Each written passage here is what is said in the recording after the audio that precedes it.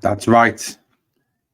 Effectively less than 24 hours to go till the transfer window closes. The transfer window closes at 11:30 tonight, whereby Rangers will have to have all their business done, concluded, finished, ready for the second half of the season. So many questions, so few answers. Questions like, are we going to bring in a striker? Is Oscar Cortes our final signing? What is happening with those players that we want to get rid of, that want to go out? Lots of things to talk about, lots of things to discuss here on Glasgow Rangers Nation.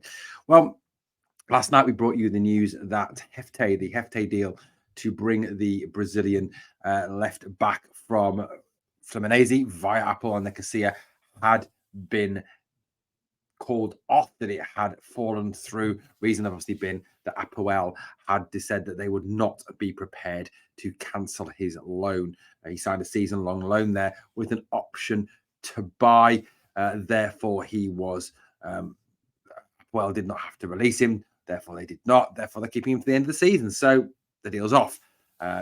Fabrizio Romano did say that there's a possibility of signing him in the summer due to a verbal agreement, but as we know, ironically, a verbal agreement is not worth the paper it isn't written on. So that's collapsed. Oscar Cortes, of course, is in Glasgow. Deal was agreed. Medical has been cleared. For lads and Heart and Hand have said this. However, it appears that Rangers are waiting until deadline day to unveil Oscar Cortes as a Rangers player. Certainly a very exciting, up-and-coming, talented winger. Certainly a future Colombian international. Certainly someone who should make a huge difference on the wing for the club. Now, there were some worrying rumours last night that were circulating as regards Oscar Cortes, saying that Cortes could well be Rangers' final signing, that after Cortes, that is it, no more deals, at the signings of Silva, who is seen as a forward, Diamande, and Cortes, that would be it, done and dusted.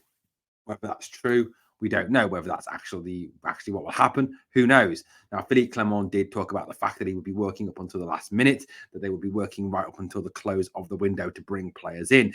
So you've got that kind of side of things where you could say that perhaps that is not it, that there will still be arrivals today, right up until 11:30. The Lawrence Shankland story keeps on running. Quite a few Rangers fans were suckered in by the fake Fabrizio Romano account that is currently doing the rounds on X. It is at Fabrizio Romani, which is a fake account, which tweeted out that Lawrence Shankland had signed for Rangers. Certainly something that is not true at this stage. That he has definitely not signed for Rangers. So, that's the situation. Yes, he has turned down that contract. We will touch on a bit of Shankland later. Now, news that has emerged tonight that looks like it is a definite one is about Jose Cifuentes. Now, it was previously discussed that Jose Cifuentes would be going to Rizespor in Turkey. However, after visiting with Rizespor, going out to Turkey, Cifuentes decided that Turkey was not the place for him, that he did not fancy going to play at Rizespor or in the Turkish Super League. And you know what? I don't blame him. It certainly seems a bit of a crazy-ass league, the Turkish league, especially with the news that came out yesterday that Ryan Kent has had his wages frozen because he refused to join the teams that Fenerbahce had lined up for him. According to the reports, though, that have come out overnight, it's that Cifuentes will complete a move to Cruzeiro in Brazil today. That is a loan with an option to buy for £2 million in the summer. So that is the current state of affairs with Cifuentes. Looks like, obviously, like we said on the video, and we talked about this, it really hasn't worked out for Jose in Glasgow. He's sort of struggled to settle, adapt to Scottish football, adapt to the Scottish weather, adapt to the city of Glasgow, that adapt to the Scottish game, and it's felt that maybe going out to play in Brazil, it will more suit his style. So it does look like Cifuentes is heading out of the exit door. No matter what you think of him, he's had his odd moment, the odd way of odd decent game. To me, he's always looked like he was missing something, missing an extra gear to go, missing a bit of extra oomph at times that was missing from his game, an extra bit of something. Now, we were told so many things about this player. We were promised so many things about this player, but never really followed through, did it? So, look, we wish him all the best. I've got no ill feelings towards Jose. I like Jose. I think, that I think he was overpromised, and he obviously underdelivered because he never had what he was talked about. So we do wish him all the best out in Brazil and hope that he proves himself to Cruzeiro and they want to make that deal permanent in the summer. Now, people have asked me about the whole situation with players leaving this window. January is one of the worst windows. It really is for signing players, for trading players, for selling players, because of the fact that, clubs are in a difficult position financially at this stage of the season. Having to hold on to players, having to pay wage bills, having to, stay under FFP rules to keep in line with European competition, to keep in line with Premier League or La Liga or Bundesliga rules. The situation as well where you've got clubs that are still in the running for the title. Theoretically in England, you've got a four-way fight for the title with Manchester City, Arsenal, Liverpool, and Aston Villa.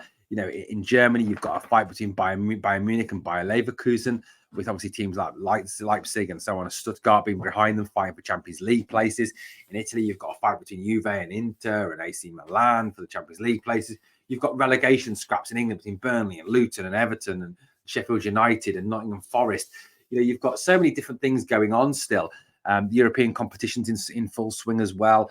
And obviously down to the round of 16 in many of those competitions. Teams don't want to sell players at the moment. They want to maintain squads, especially if they're in European competition or they're in relegation trouble and they want to get out. If they're in contention for European places or league titles or cup competitions, it's a difficult time. People talk as well about Rangers clearing house. Now is not the time to clear house. Yes, if we can move players on, like Cifuentes, for example, then great, fantastic, brilliant, good news, for the club. But with the prospect that Roof and McLaughlin and Lundstrom and Barisic are all out of contract at the end of this year, obviously we'll have a natural wastage there. I do hope they offer a new deal to Lunny. The players that are on the way out, Roof, injury prone, great, goodbye. I'd pay his contract up now and get rid of him, to be perfectly honest with you. I don't think he'll contribute again this season. McLaughlin, I think a lot of people had even forgotten he was still here. And as for Borna Barisic, well, my views on Borna. 55 and previously, great fullback, fantastic fullback, great servant for the club. Last 2 years, it's just become boring, predictable, one-trick pony when it comes to crossing, too slow going forward, bottles it at Parkhead, just not the player he used to be, and it's sad for Borna. I don't want to see Borna remembered that way. I'd rather see him remembered as the fullback of 55 rather than the fullback of the last two seasons who, bottles it on a regular basis. It's difficult to get rid of these players at this stage. And I think that any movement around those players will come in the summer rather than now. So look, that's just where we're at. That's just it in terms of those players. And I think like I said, it will come down to the summer to move those players on. Guys, constantly doing this, constantly flicking Twitter to try and, keep on top of what's going on. Looking at Fabrizio Romano and the clubs and everything else, trying to keep on top of all the news regarding transfers. Now, obviously, Rangers have agreed the deal for Oscar Cortes yesterday. Cortes, I think, will be a very promising player, a very talented player, someone who will really add something to this squad. And like I said, that should be completed tomorrow. Now, but a lot of people have talked about what will happen with the European squad after the transfer window closes, in terms of changing the European squad, in terms of adapting the European squad. Now, you look at the European squad as it currently stands. Oh, whilst remember, guys, as well, I will be formally introducing our new channel co-host at the end of this video, so hang on for that. So obviously Jack Butland, Bobby McCrory and Kieran Wright make up the goalkeeper core. Again, I think, you're pretty much going to run with those three throughout this competition for as long as we are in the Europa League. You're going to see those three as being the keepers.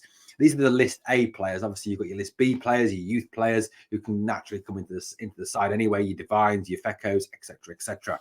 Defenders, James Tavernier, Connor Goldson, John Suter, Borna Barisic, Dujon Sterling, Ben Davis. Very short in the midfield area, Jose Cifuentes, who will be taken out of that squad, Ryan Jack, John Lundstrom, Nico Raskin. Forwards, Cyril Dessers, Todd Cantwell, Sam Lammers, who will, of course, come out with Utrecht, because he's now at Utrecht. Rabbi Matondo, Tom Lawrence, Danilo, Kemar Roof, Abdallah Sima, Scott Wright. Now, the situation is this.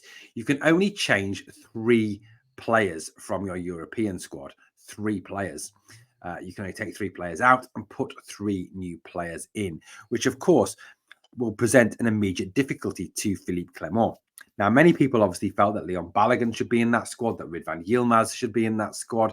which they should be. And that's, Michael Beale yet again screwing us over, yet again putting us in a bad position, yet again displaying what an absolute garbage manager he really is. People have criticised me for bringing him up, but look, guys, the reason I'm talking about him still is because the fact that his legacy is still affecting the club today. His appalling summer transfer window has affected the club. His European squad that he has left us with has affected the club. That is where we are at this moment in time. So if you think that obviously Diomande, Silva and Cortes are probably going to go into the European squad, well, what happens if we sign a striker? What happens to Ridvan? What happens to Leon Balogun? You've got their 6 names, but you can only put half of them into the European squad. Who comes out? Who goes in? It puts Philippe Clement in a very difficult position. Now, personally speaking, I think that this rule that you can only change 3 players is utterly ridiculous. I think Philippe Clement should be allowed to completely change that squad and to name a new squad. I think that's how it should be. It's a different stage of the competition. It's not the group stage anymore. It's the knockout stages. Clement should be allowed to pick a new squad as a new manager. Unfortunately, that's not the case. So look, Cifuentes goes to Cruzeiro, he comes out. Sam Lammers has gone to Utrecht, he comes out. So who else comes out of that European squad?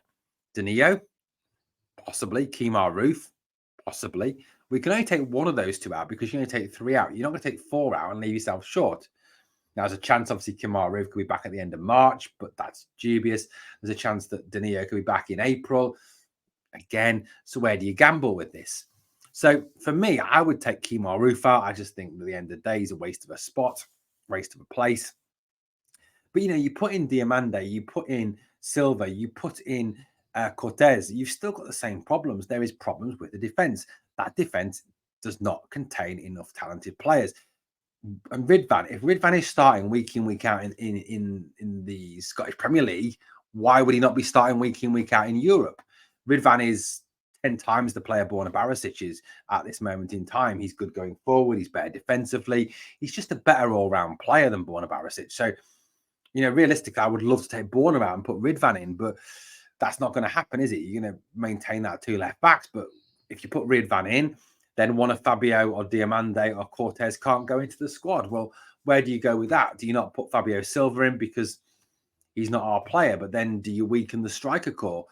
And if we don't sign a striker and you don't put Silva in, then you're left with only Dessers as the only striker there. So what do you do with that? It is, an impossible. It's a fantastic puzzle, isn't it, for Philippe Clement to overcome? At this stage, obviously you've got to put Cortes in, you've got to put Diomande in. Maybe you put Ridvan in ahead of Silva. He's not our player. He'll get the game time in the Scottish Premier League. Maybe that's what you do. I don't know. That's just, kind of think around and think out of the box, because Ridvan for me has to be in that European squad. Of course he does, but you can only change 3 players. Diomande has to be. He's going to be. He is on loan with an obligation to buy, You've got Cortes here with an option to buy. They're probably going to be our players. Silva is here on loan with no option to buy. So where do we go in terms of this? I would personally say perhaps put Ridvan, Diomande and Cortes in. Take the risk without Silva. That could be one of the options that Philippe Clement takes. Now, look, everyone agrees. I think we all agree that we need a striker. We do need a striker. Look, nothing against this guy here. He started scoring goals. He's just consistently inconsistent. That's the problem with him.